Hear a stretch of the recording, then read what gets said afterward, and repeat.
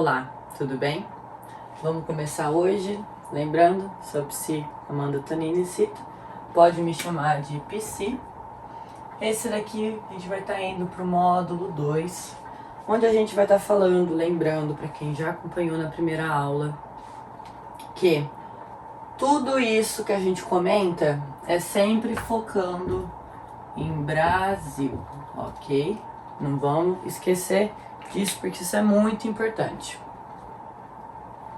Ok, vamos começar. Sexualidade, uma breve história aqui no Brasil. A sexualidade, né, como a gente já pode entender pelo nome, ela vem do sexual, daquilo que a gente sente, né, vindo para essa definição aqui. O que é a sexualidade? Sexualidade é sensação, é tudo aquilo que faz sentir, é tudo aquilo que a gente experimenta e causa prazer, né? Então, tem muito a ver com o que? Prazer, a sexualidade. E o que é o interessante da sexualidade? Você pega e pensa, quando que a gente começa a ter sexualidade? Sempre, desde a barriga. Por quê? Porque a sexualidade, ela pertence à constituição do ser humano, né? Ela pertence a nós. A gente precisa disso.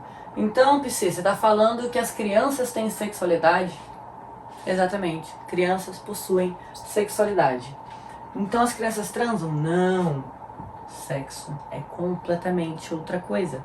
A sexualidade, quem trouxe isso? Freud trouxe isso. Isso foi realmente um dos motivos que causaram muita revolta na sociedade naquela época, onde ele afirmava que a criança tinha sim sexualidade e ela buscava sim as sensações prazerosas, as sensações orgásticas. Mas qual que é a diferença então da sexualidade para o sexo? Sexualidade, então, já entendemos que todo mundo tem, beleza. O sexo a gente desenvolve. Então o que isso quer dizer? Quer dizer que o quê? Eu quero que vocês prestem muita atenção nisso. As crianças possuem sexualidade? Sim. As crianças são sexualizadas? Não. Não. E se são, reveja esse ambiente. Reveja as influências que essa criança está exposta a. Porque não é o orgânico, não é o de acordo. De acordo é ter sim a sexualidade, mas não ter a noção do que é o quê? O sexo. Por quê? O prazer será procurado com as suas regiões erógenas. Então, a sexualidade vai estar presente. Mas por que o sexo não vai estar? Porque a criança, ela não tem noção das funções dos órgãos genitais, assim como ela não tem função das zonas erógenas de fato. Quando ela vai lá, que acredito que quem já conviveu com criança já viu ou ouviu comentários de nossa, mas ela fica se masturbando no sofá e tal. Sim, isso faz parte da sexualidade, não do sexo. Porque ela não vai pro sofá pensando, nossa, agora eu vou me masturbar para sentir prazer e gozar. Isso quem faz é o adulto. O adulto, o que ele faz? Ele sexualiza, né? O adulto sexualiza as coisas. A criança, não. Ela vai pro sofá pensando, nossa, isso me traz sensações gostosas e é gostoso sentir sensações gostosas. Todo mundo concorda disso. Então, essa seria a maior diferença entre sexualidade e sexo.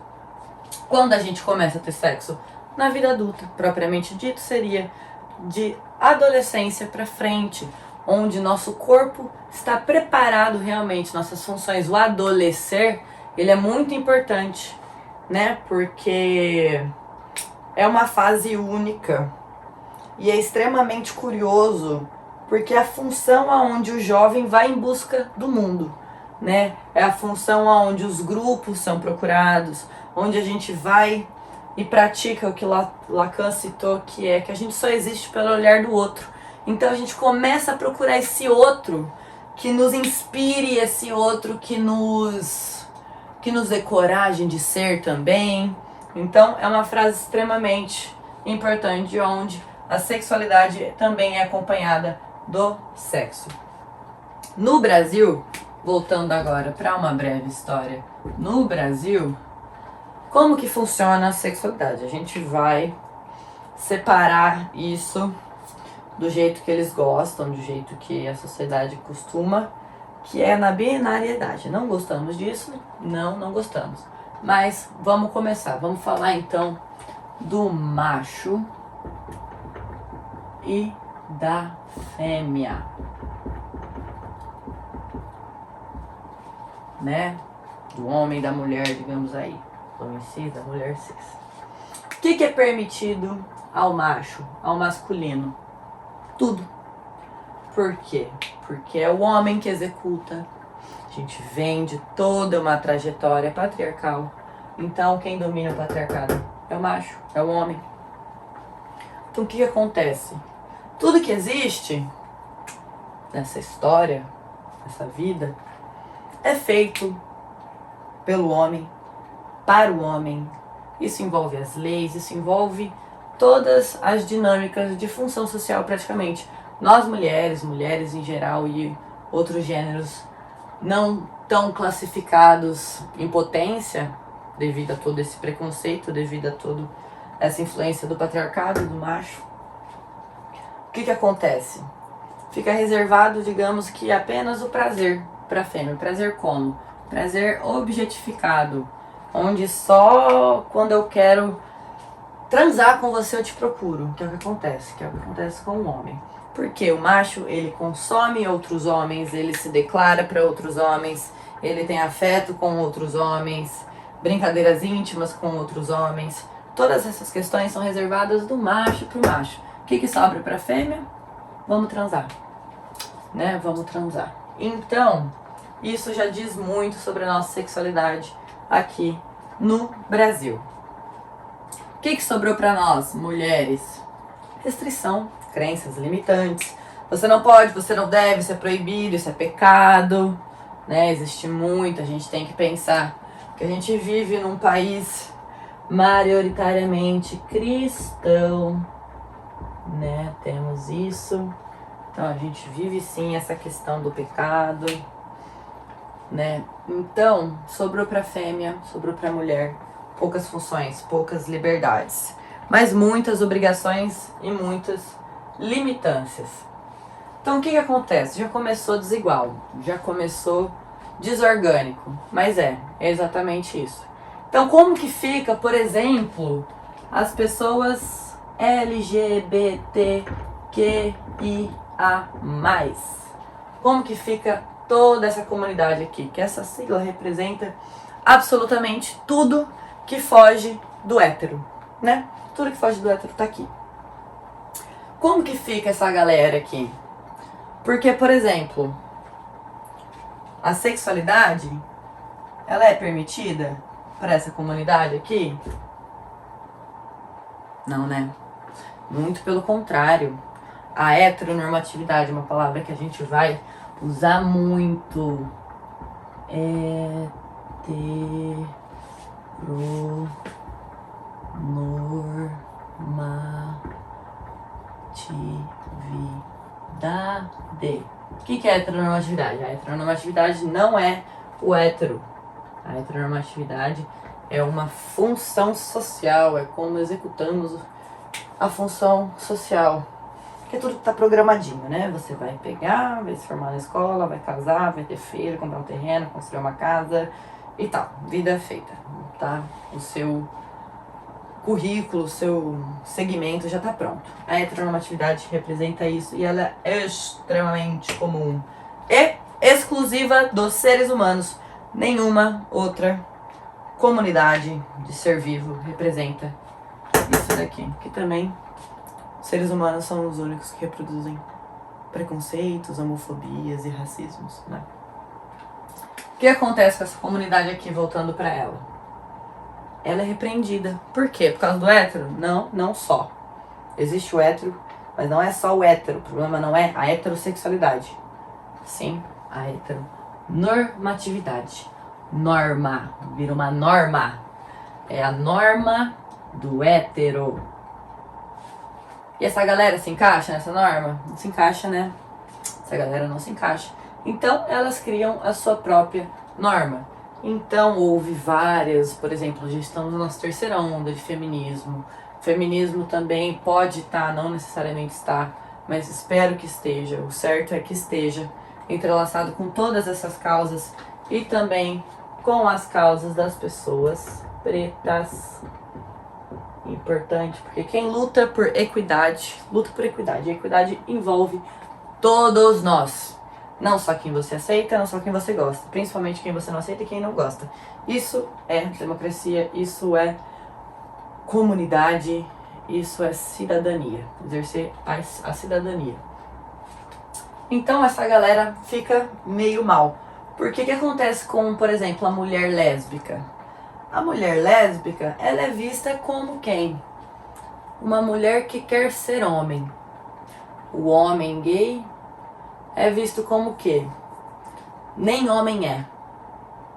Ou seja, o que gira em torno? Que no final, que tudo gira em torno do quê? Do macho. Né? Porque se não é macho, quer ser macho. Aí se não quer ser macho, quer o macho. Entende como as coisas ficam? Então acontece muito isso na nossa sexualidade aqui no Brasil. Existe muito preconceito, existe muita repressão e a heteronormatividade reina. Ela é legal? Particularmente não acho recomendável. Por que eu uso a palavra recomendável? Porque se você souber, se você parar de reproduzir a heteronormatividade. Eu não ligo se você for heteronormativo. Se você não estiver o quê? Reproduzido. O que é reproduzir? É quando você reproduz, você não sabe nem o que você está fazendo. Você aprendeu a vida me ensinou assim, uma coisa que até chamam de Gabrielona. Ah, eu sou assim, eu nasci assim, vou morrer assim. Aí você está reproduzindo, você nem sabe o que você está fazendo, por que você está fazendo. Aí eu acho prejudicial. Mas quando você entende o que é, toma o potencial seu, que é nosso e nunca não será nosso, que é o potencial de escolha, e você escolhe ser heteronormativo dentro do que for te viável, acredito que todos nós estaremos de bem com isso. Qual que é o perigo? A reprodução. Que é literalmente o que causa catástrofes. É quando você pergunta uma pessoa, a pessoa fala, porque sim? Porque eu aprendi assim. Isso é extremamente perigoso. A gente sempre tem que ter um olhar questionador. E só de vocês já estarem aqui, vocês já mostram que tem olhares questionadores. Então, acho que isso já deu para entender um pouco. O desenvolvimento sexual, ele é muito peculiar. Muito peculiar por quê? Porque você tá aqui, ou você tá aqui. Ou você não tá nem em nada que tá escrito aqui. Você tá aqui dentro disso. Porque aí são duas potências de repressão, né? Quando isso acontece muito. Existem LGBTQIA+, de todos os jeitos, em todos os meios, inclusive os heteronormativos, né? Que não podemos deixar de falar que existe homofobia e racismo dentro da própria comunidade LGBTQIA+. Né? As pessoas, elas são sim capazes de quê? Reproduzir. A desconstrução, como que ela funciona? Ela chega de um limite de 1 a 5? Não. Ela não tem fim. É algo eterno, constante. Para todo sempre você estará em desconstrução, que eu acho até mais agradável a gente falar destruição mesmo, porque não tem esse desconstruir, é quebrar tudo e trazer a nova visão. Nunca tenha medo de questionar-se mais, de mudar de opinião, sempre fazendo sentido e que seja algo que faça sentido não só no micro, mas no macro. Então, o que a gente pode fazer perante a tudo isso? O que a gente pode agir? Como a gente pode agir perante a tudo isso? Justamente uma coisa que eu já comentei na primeira aula, que é quais são as suas potências e como você está usando. Hoje a gente vive no meio da internet. A internet nos possibilita muita coisa. Então a gente tem que bem usá-la também. Mas e do além? O que mais você faz? É importante que faça. E a sua sexualidade, ela só vai ser bem acompanhada do que é a sexualidade, do que é o sexo, do seu desenvolvimento sexual se você se permitir conhecer-se. Conhecer-se. É importantíssimo que para você consiga entender o seu desenvolvimento, porque como eu disse, ele é muito singular, vem dentre o ambiente familiar que você vem, o ambiente escolar, quais foram as primeiras impressões que foram te apresentadas, como elas são apresentadas, lembrando que o desenvolvimento do 0 aos 6 anos ele é crucial para toda a função do ser humano no postergar da vida. Então, tudo isso entra dentro do seu desenvolvimento sexual. Será que a sua sexualidade foi bem entendida na infância? É muito importante. É um compromisso enorme. E hoje você tem problemas com sexo porque a sua sexualidade não foi bem difundida no seu desenvolvimento sexual? Tudo isso é reversível. A partir do momento que você toma conhecimento da potência que você tem com as coisas, você também tem a potência de modificá-las. Só que para isso precisa o quê? Conhecer-se. E para conhecer-se tem que ter o quê? Coragem, minha gente. Muita coragem. Porque não é fácil e cada um de nós somos um mundo. Muito obrigada pela atenção. Até uma próxima. Tchau, tchau. Galera, a escola humanitária não possui vínculos políticos nem empresariais. Por isso, a sua participação é fundamental na construção desse projeto. Não esquece de deixar o like, se inscrever, ativar o sininho para não perder nenhuma aula e, se você quiser, pode contribuir diretamente através do nosso Pix ou então do Apoie-se. Até a próxima aula.